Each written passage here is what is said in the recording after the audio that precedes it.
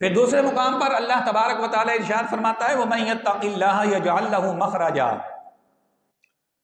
کہ جو بندہ تقوی اختیار کر لیتا ہے، جو بندہ متقی بن جاتا ہے، پرہیزگار بن جاتا ہے، فرمایا اگر دنیا کی زندگی میں کہیں اس پر کوئی مصیبت آ جائے، کوئی پریشانی آ جائے، کوئی تنگی آ جائے، اور بندہ ایسے گمبھیر چکروں کے اندر پھنس جائے کہ بچ نکلنے کے راستے بند ہو جائیں، بچ نکلنے کے راستے بند ہو جائیں، کامیابی کا راستہ نظر نہ آ رہا ہو، فرمایا جو اللہ سے ڈرتا ہے، تقوی اختیار کرتا ہے، یجعل لہ مخرجا، ایسے ماحول کے اندر، ایسے وقت کے اندر اللہ تبارک و تعالی اس بندے کے کامیابی کے راستے خود پیدا فرما دیتا ہے۔ فرمایا تمہاری زندگی میں کبھی کوئی ایسا موقع آ جائے، کبھی کوئی ایسا لمحہ آ جائے، کبھی کوئی ایسا وقت آ جائے، تم کسی ایسی مصیبت میں پھنس جاؤ، ایسے چکروں میں پھنس جاؤ، ایسی تکلیف میں پھنس جاؤ کہ بظاہر بچ نکلنے کا راستہ نظر نہ آ رہا ہو، تمہارے ساتھی تمہیں چھوڑ جائیں، تمہارے رشتہ دار تمہیں چھوڑ جائیں، تمہارے دوست، تمہارے جاننے والے تمہیں چھوڑ جائیں، فرمایا جو متقی ہوتا ہے، پرہیزگار ہوتا ہے، جب اس پر مشکل آتی ہے، ساری دنیا اس کو چھوڑ جائے، یجعل لہ مخرجا، لیکن اللہ تبارک و تعالیٰ اس بندے کا ساتھ نہیں چھوڑتا،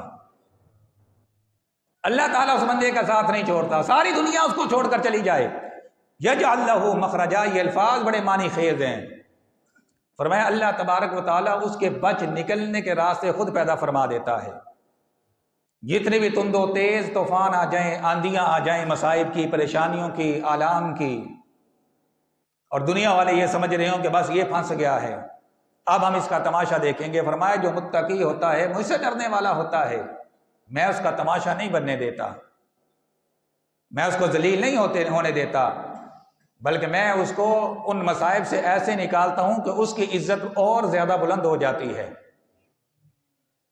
اور پھر اس کی مثال حضرت یوسف علیہ السلام کا قصہ وہ قرآن کریم کے اندر اللہ تبارک و تعالیٰ نے بیان فرمایا، اور خود فرمایا نحن نقص علیک احسن القصص، یہ جو قصہ ہم تم سے بیان کر رہے ہیں یہ احسن القصص ہے، قصوں میں سے بہترین قصہ ہے، کہ حضرت یوسف علیہ نبینا علیہ السلام جب مصر کے اندر گئے اور عزیزیں مصر کی بیوی زلیخا آپ کے اوپر عاشق ہو گئی اور بار بار آپ کو متوجہ کرتی رہی، یوسف علیہ نبینا علیہ السلام اس کی طرف متوجہ نہیں ہوئے، اس کی طرف نظر التفات نہیں فرمائی،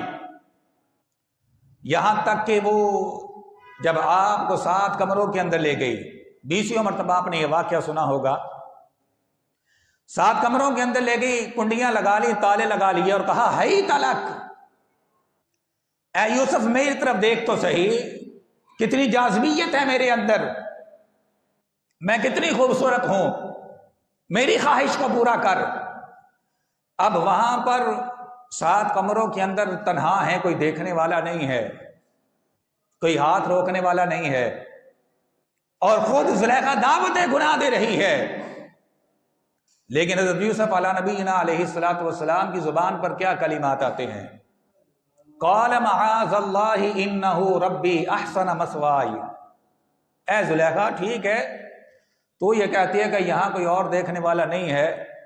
لیکن یاد رکھ یہاں ہمیں بند کمروں میں اگر کوئی اور نہیں دیکھ رہا تو ہمارا رب ہمیں یہاں پر دیکھ رہا ہے۔ قال معاذ اللہ، اللہ کی پناہ میں ایسا کام کروں، انہ ربی احسن مثوائی، بے شک میرا رب مجھے دیکھ رہا ہے، تیرا خیال یہ ہے کہ تجھے کوئی نہیں دیکھ رہا یا مجھے کوئی نہیں دیکھ رہا، لیکن میرا یقین یہ ہے کہ یہاں بند کمرے کے اندر بھی میرا رب مجھے دیکھ رہا ہے۔ چنانچہ زلیخا نے جب دیکھا کہ حضرت یوسف علیہ السلام کسی طرح سے بھی ٹس سے مس نہیں ہو رہے، اس نے دست درازی کرنے کی کوشش کی اور دھمکیاں دی کہ دیکھ میں عزیز مصر کی بیوی ہوں، میں تمہیں بدنام کر دوں گی، گلی گلی محلے محلے کے اندر تم بدنام ہو جاؤ گے، کسی کو منہ دکھانے کے قابل نہیں رہو گے، لیکن حضرت یوسف علیہ نبینا علیہ الصلوۃ والسلام آگے سے کیا فرماتے ہیں کہ ٹھیک ہے زمانہ مجھے برا کہتا ہے تو کہتا رہے، مجھے اس کی پرواہ نہیں ہے، لیکن میں جس کا بندہ ہوں اس پروردگار کے سامنے میرا دامن جو ہے وہ شگفتہ اور صاف ہونا چاہیے۔ تمہاری مجھے پرواہ نہیں، نہ مجھے زمانے والوں کی پرواہ ہے کہ وہ میرے بارے میں کیا کہتے ہیں، مجھے تو اس بات کی فکر ہے جس کا میں بندہ ہوں اس کے سامنے میرا دامن جو ہے وہ داغدار نہیں ہونا چاہیے۔ چنانچہ جب اس نے دست درازی کرنے کی کوشش کی تو حضرت یوسف علیہ السلام بھاگے۔ جب بھاگے اب ذہن کے اندر یہ خیال آیا کہ دروازے تو بند ہیں اور تالے لگے ہوئے ہیں، فوراً اللہ تبارک و تعالیٰ کی طرف سے تائید ہوئی اور آپ کو الہام ہوا، اے یوسف بھاگنا تیرا کام ہے، دروازے کھولنا ہمارا کام ہے۔ چنانچہ یوسف علیہ السلام بھاگے، دروازے خود بخود کھلتے چلے گئے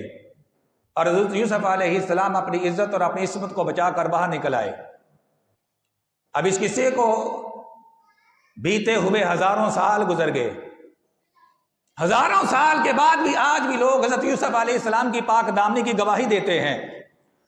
تو یہ ہے اللہ تبارک و تعالیٰ کے اس فرمان کا مصداق کہ وَمَن يَتَّقِ اللَّهَ يَجْعَل لَّهُ مَخْرَجًا، کہ جو اللہ سے ڈرنے والا ہوتا ہے، جو تقوی اختیار کرتا ہے، زندگی کے کسی موڑ پہ آ کے وہ کسی مصیبت کے اندر پھنس جاتا ہے، کسی مشکل کے اندر گرفتار ہو جاتا ہے اور اس کے بچ نکلنے کے راستے جب بند ہو جاتے ہیں اور بظاہر یہ نظر آ رہا ہوتا ہے کہ یہ بچ نہیں سکے گا، فرمایا یجعل لہ مخرجا، جو اللہ سے ڈرتا ہے پھر اللہ تعالیٰ اس کے بچ نکلنے کے راستے خود پیدا فرما دیتا ہے۔ زلیخا نے بڑی گہری چال چلی تھی، بڑی سازش کی تھی، لیکن ایسی چالوں کے اندر وہ پھنستے ہیں جن کا یقین اپنے رب کے اوپر نہیں ہوتا، جن کا توکل اپنے رب کے اوپر نہیں ہوتا، اور جن کا یقین ہوتا ہے اپنے رب کی ذات کے اوپر، تو ان کے لیے اللہ تعالیٰ فرماتا ہے پھر تم نے گھبرانا نہیں ہے، یجعل لہ مخرجا، سارے تمہیں چھوڑ بھی جائیں گے تمہارا رب تمہیں نہیں چھوڑے گا، تمہارا رب تمہارے لیے بچ نکلنے کے راستے خود پیدا فرما دے گا۔ تو لہٰذا انسان کو چاہیے وہ تقوی اختیار کرے، یعنی جن کاموں کے کرنے کا رب ذوالجلال نے حکم ارشاد فرمایا وہ کام کرے، اور جن سے اللہ تبارک و تعالیٰ نے منع فرما دیا ان سے منع ہو جائے۔ شیطان وسوسے ڈالتا ہے، شیطان ضرور گمراہ کرنے کی کوشش کرتا ہے کہ دیکھو اگر تم حرام اختیار نہیں کرو گے تو تمہاری گزر اوقات نہیں ہوگی، تو یہ وقت ہوتا ہے بندے کے امتحان کا۔ حالانکہ قرآن کریم فرماتے ہیں اگر تم تقوی اختیار کرو گے تو اللہ تبارک و تعالیٰ کی برکتوں کا نزول ہوگا تمہارے اوپر، اللہ تبارک و تعالیٰ کی برکتوں کا نزول ہوگا۔ اور وہ برکتوں کا نزول کیسے ہوگا؟ حدیث مبارکہ میں آتا ہے کہ قریب قیامت جب عیسیٰ علیہ السلام تشریف لائیں گے تو ایک گائے کے دودھ کے اندر اتنی زیادہ برکت ہوگی، اتنی زیادہ برکت ہوگی کہ ایک پورے خاندان کو ایک گائے کا دودھ پورا آ جائے گا۔ ایسا کیوں ہوگا؟ ایسا اس لیے ہوگا کہ اس وقت پورے روئے زمین کے اوپر کوئی بھی اللہ تعالیٰ کا نافرمان نہیں ہوگا۔ نافرمانی کی وجہ سے رزق کے اندر بے برکتی ہوتی ہے۔ جب بندہ اللہ تعالیٰ کی نافرمانی کرتا ہے، معصیت کرتا ہے، پھر اگرچہ وہ کروڑوں بھی کما لے اس کی رزق کے اندر برکت نہیں ہوتی، اور جو اللہ تبارک و تعالیٰ کا فرما بردار ہوتا ہے، اطاعت گزار ہوتا ہے، وہ تھوڑے بھی کماتا ہے تو تھوڑے پیسوں کے اندر بھی اللہ تبارک و تعالیٰ بہت زیادہ برکت عطا فرماتا ہے۔ آپ آج سے 25-30 سال پہلے دیکھ لیں، لوگوں کی اتنی آمدن نہیں ہوتی تھی، لیکن ان کی گزر اوقات بڑے اچھے طریقے سے ہو جاتی تھی تھوڑے پیسوں کے اندر بھی۔ آج لوگوں کے پاس بے شمار دولت ہے، پھر بھی جس بندے کو دیکھیں گے وہ رونا رو رہا ہے کہ گزارا نہیں ہوتا۔ ایسا کیوں ہے؟ ایسا اس لیے ہے کہ 25-30 سال پہلے اتنے گناہ نہیں تھے جتنے گناہ آج ہیں، تو جتنے گناہ ہوتے ہیں اتنا زیادہ رزق کے اندر بے برکتی ہوتی ہے، اور جتنا زیادہ بندہ اللہ تعالیٰ کا فرما بردار ہوتا جاتا ہے اللہ تعالیٰ اتنا زیادہ اس کے رزق کے اندر برکتیں عطا فرماتا ہے۔ یہ رزق کی زیادتی جو ہے یہ پیسوں کی زیادتی سے نہیں ہوتی کہ پیسے زیادہ ہیں تو تب رزق زیادہ آئے گا، تب برکت آئے گی، نہیں، برکت خاص اللہ تبارک و تعالیٰ کی عطا ہے، جس کو چاہے عطا کر دے۔ آج بھی بہت سارے لوگ ہیں، آپ دیکھیے کہ چند ہزار روپے کے اندر مہینے بھر کا گزارا ان کا بڑے اچھے طریقے سے ہو جاتا ہے، اور بعض ایسے ہیں کہ لاکھوں کے اندر آمدن ہے اور بیچارے اتنے بے چین اور بے قرار رہتے ہیں، اتنے بے سکون رہتے ہیں کہ رات سونے کے لیے نیند کی گولیاں کھانی پڑتی ہیں۔ ایسا کیوں ہے؟ ایسا اس لیے ہے کہ دلوں کے اندر تقویٰ نہیں، اللہ کا ڈر اور خوف رخصت ہو گیا، اللہ تعالیٰ کی ذات کے اوپر جو یقین تھا وہ رخصت ہو گیا۔ ایک حدیث مبارکہ میں آتا ہے کہ جو بندہ تقویٰ اختیار نہیں کرتا، متقی نہیں بنتا، اللہ کی نافرمانی اختیار کر لیتا ہے، پھر کیا ہوتا ہے؟ فرمایا قلت الرزق وتعسیر الرزق والاحتقار فی العیون۔ فرمایا پہلی سزا یہ ہوتی ہے اس کے رزق کے اندر قلت کر دی جاتی ہے، قلت الرزق، اس کے رزق کے اندر قلت کر دی جاتی ہے، تنگ کر دیا جاتا ہے اس کا رزق۔ وتعسیر الرزق، اور دوسری سزا یہ ہوتی ہے اس کے رزق سے برکت اٹھا لی جاتی ہے۔ آپ دیکھتے نہیں ہیں کتنے سرمایہ دار ایسے ہیں، فیکٹریاں لگی ہوئی ہیں، کارخانے لگے ہوئے ہیں، اس کے باوجود وہ قرضوں کے اندر ایسے جکڑے ہوئے ہیں کہ بیچاروں کو نہ دن کو سکون ہے نہ رات کو سکون ہے۔ تو فرمائیے دوسری سزا ہے کہ رزق ہوتا بھی ہے، دولت بھی ہوتی ہے، لیکن برکت اٹھا لی جاتی ہے۔ اور تیسری سزا کیا ہے؟ والاحتقار فی العیون، اس کی ہیبت، اس کی عزت لوگوں کے دلوں سے اٹھا دی جاتی ہے، اس کا رعب اٹھا دیا جاتا ہے، یہاں تک کہ اس کے گھر کے اندر بھی اس بندے کی عزت نہیں ہوتی۔ اور اس طرح کی 20 مثالیں ہمارے پاس موجود ہیں جو حرام کمانے والے ہیں، حرام ذرائع سے رزق حاصل کرنے والے ہیں۔ آپ دیکھ لیں ان کے گھروں کو، آپ ان کی زندگیوں کو ذرا اندر سے جان کر دیکھیں، آپ کو پتہ چلے گا کہ ان کے بچے بھی ان کی شرم حیا نہیں کرتے، ان کے گھر کے اندر بھی ان کی عزت نہیں ہے۔ ایسا کیوں ہے کہ جب انہوں نے اللہ کی فرما برداری نہیں کی تو اب کوئی مخلوق اس کی فرما برداری کیسے کر سکتی ہے؟ جب وہ اللہ کا نافرمان بن گیا،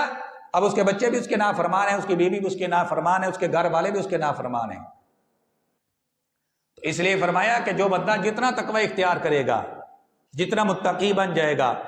جتنا پرہیزگار بن جائے گا، جتنا اللہ تعالیٰ سے ڈرنے والا بن جائے گا، اللہ تبارک و تعالیٰ اسی قدر اس کے رزق کے اندر برکتیں عطا فرمائے گا، اسی قدر اس کو اللہ تبارک و تعالیٰ عزت عطا فرمائے گا، اسی قدر اللہ تبارک و تعالیٰ اس کو رعب عطا فرمائے گا۔ آپ بزرگان دین کے بارے میں سنتے ہیں کہ بڑے بڑے بادشاہ ان سے ڈرا کرتے تھے، حالانکہ انہوں نے کوئی بندے تو نہیں مارے ہوتے تھے، لیکن اس کے باوجود ان کا رعب ہوتا تھا۔ یہ اللہ تبارک و تعالیٰ کی عطا ہے جو اللہ رب العزت اپنے بندوں کو عطا فرماتا ہے۔ خود ہمارے محبوب صلی اللہ علیہ وسلم کا اتنا رعب تھا کہ حدیث مبارکہ میں آتا ہے کہ خود رسول اللہ صلی اللہ علیہ وسلم نے ارشاد فرمایا، میرا رعب اتنا ہے کہ 1 مہینے کی مسافت پر بیٹھا ہوا میرا دشمن جو ہے اس پر میرا رعب طاری ہو جاتا ہے۔ یعنی ایک بندہ تو ہے کہ سامنے آئے، بالمشافہ ملے، پھر رعب طاری ہو، لیکن حضور نبی کریم صلی اللہ علیہ وسلم چونکہ اللہ کے محبوب ہیں اور جو مقام و مرتبہ آپ کا ہے وہ کسی اور کا نہیں ہے،